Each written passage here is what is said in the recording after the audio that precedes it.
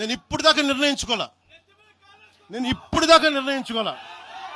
మీరు అంటున్నారు కాబట్టి చెప్తున్నా, తెలంగాణలో జనసేన ఉంటుంది, మేము పోటీ చేస్తాం. ఇప్పుడు దాకా ఎప్పుడు అవసరమైతే తెలంగాణలో తిరుగుతాం, నేనే తిరుగుతా, మేమే తిరుగుతాం. ప్రతి సమస్య మీద మాట్లాడతాం, ప్రతి అన్యాయాన్ని ఎదుర్కొంటాం. ఏం మాట్లాడతారు మీరు?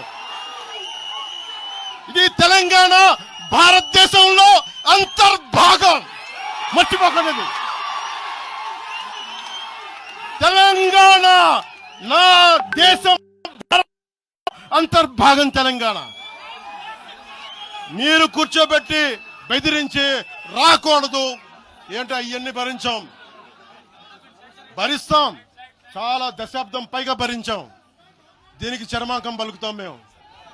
తెలంగాణ ఎవరైతే వ్యతిరేకించారో వాళ్ళందరూ పదవుల్లో కూర్చున్నారు.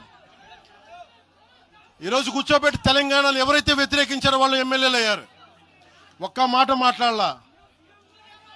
కిక్కురు మనకుండా కూర్చున్న 12 సంవత్సరాలు.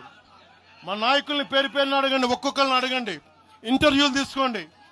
ఏ రోజైనా సరే నేను వాళ్ళని ప్రోత్సహించని అడగండి. వాళ్ళు నన్ను వదలలేదు, నన్ను ఏం చేయమంటారు చెప్పండి.